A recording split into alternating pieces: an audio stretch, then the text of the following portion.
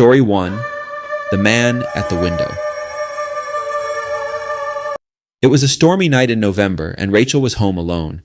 Her parents had gone out for a weekend getaway, leaving her in charge of the house. The rain poured relentlessly, tapping on the windows and creating a rhythm that would have normally been soothing, but tonight it felt ominous. Thunder rumbled in the distance, and lightning illuminated the dark sky. Rachel had been binge-watching a horror series, which in hindsight might not have been the best idea. The eerie silence in between episodes, punctuated by the storm outside, started to get to her. She wrapped herself tighter in her blanket and kept the lights dim, trying to convince herself that the chills running up her spine were just from the cold. Around midnight, she decided to take a break and make some tea. As she walked into the kitchen, she caught something out of the corner of her eye. A shadow, perhaps. She stopped and turned toward the large window overlooking the backyard, but it was pitch dark. She shrugged it off as her imagination and continued to boil water for her tea.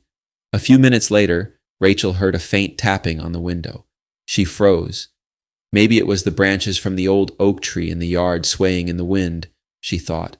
But when she glanced at the window again, she saw the outline of a figure standing just outside, barely visible through the rain-streaked glass. Her heart raced.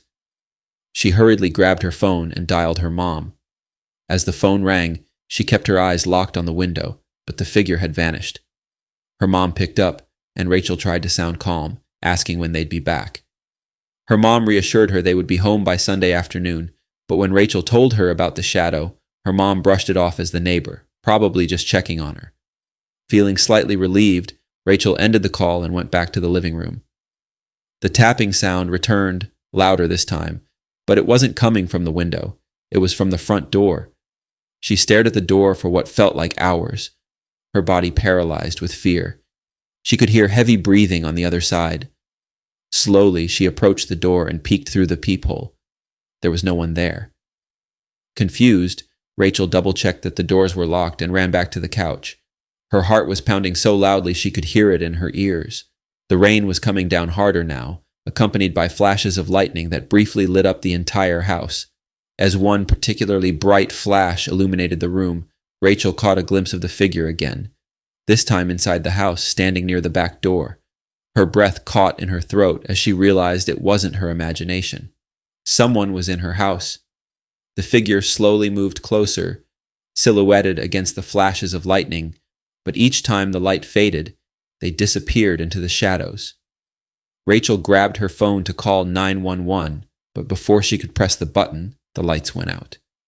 For what felt like an eternity, she sat in the pitch-black living room, holding her breath, waiting.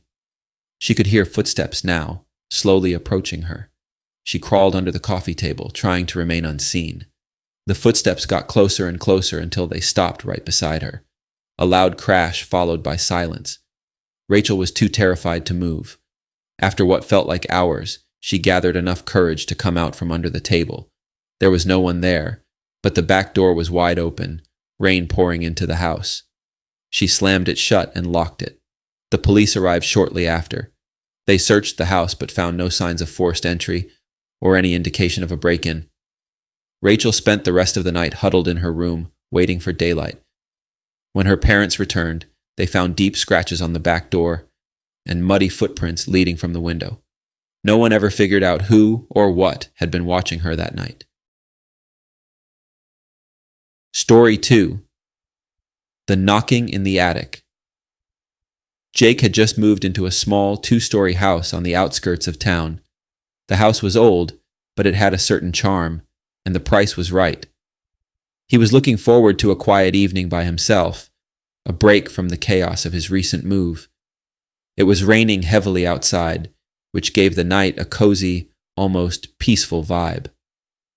As he settled into the couch with a glass of wine and his favorite book, Jake noticed an odd creaking sound coming from the ceiling. He shrugged it off, chalking it up to the old house settling in the storm. But then the creaking turned into a series of distinct knocks.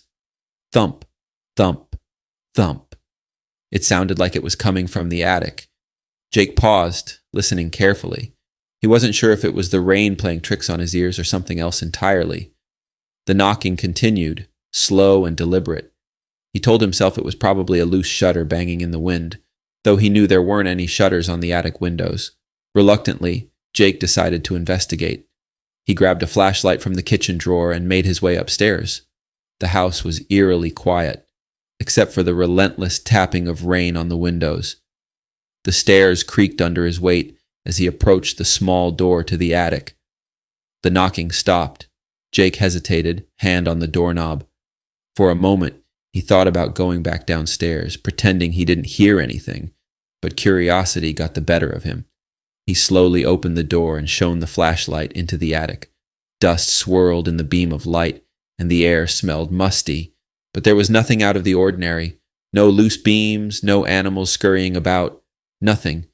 He turned to leave when the knocking started again, louder this time, right above his head. Jake's heart raced as he aimed the flashlight at the ceiling. A faint outline of what looked like a trapdoor was barely visible in the far corner of the attic. He hadn't noticed it before. Gathering his courage, Jake crossed the attic and reached for the trapdoor. Just as his fingers brushed the edge, a deafening knock echoed through the space, shaking the entire house. He stumbled back, the flashlight flickering in his hand. That's when he heard it, a low, raspy voice coming from above the trapdoor. It whispered his name. Jake. He froze, his blood turning to ice. The voice was faint but unmistakable. Someone or something was up there calling to him. The trapdoor rattled as if something on the other side was trying to get out. Panicked, Jake bolted out of the attic, slamming the door behind him. He ran downstairs, heart pounding, and locked himself in his bedroom. The knocking continued, now coming from the ceiling directly above him. Jake grabbed his phone and dialed the landlord. The landlord answered groggily, clearly annoyed by the late-night call. Jake explained the knocking and the strange trapdoor in the attic. There was a long pause on the other end of the line. "The house doesn't have an attic," the landlord finally said. Jake hung up the phone, staring at the ceiling in disbelief. The knocking had stopped. He never went back up there again. Story 3. The Stranger in the Rain. It was a rainy Saturday night when Lily found herself home alone. Her roommate had gone out for the evening, leaving Lily with the house to herself. The rain was coming down hard, creating a curtain of water outside that blurred the world beyond her window. Lily was curled up on the couch, half watching a movie, half scrolling through her phone, when the doorbell rang. She wasn't expecting anyone. Startled, she glanced at the clock. It was almost 11 p.m. She hesitated for a moment, debating whether to answer it. Maybe it was a neighbor or someone who needed help. The rain had turned into a full-blown storm by now, and the thought of someone stranded out there tugged at her conscience. Slowly, she approached the front door and peeked through the peephole. There was a man standing on her porch, completely drenched from the rain. His face was obscured by the shadow of his hood, and he was shivering visibly. "Can I help you?" Lily called out, keeping the door locked. The man looked up, and for a moment his eyes met hers through the peephole. There was something off about him, something unsettling. His gaze was cold, almost vacant. "My car broke down," he said in a flat voice. "Can I use your phone?" Lily's instinct screamed at her to say no. Something about the way he stood, the tone of his voice, it didn't feel right. She shook her head, trying to keep her voice steady. "I'm sorry, I can't help you," she replied. The man didn't move. He just stood there, staring at the door. Lily's heart was pounding now. She stepped back from the door, trying to decide what to do. She didn't want to open it, but she also didn't want to leave him standing there in the storm. Suddenly, the power went out. The house was plunged into darkness, and Lily's breath caught in her throat. She grabbed her phone and turned on the flashlight, her hands trembling. When she looked back through the peephole, the man was gone. Relief washed over her, but it was short-lived. A loud crash came from the back of the house. Lily spun around, the beam of her flashlight darting across the room.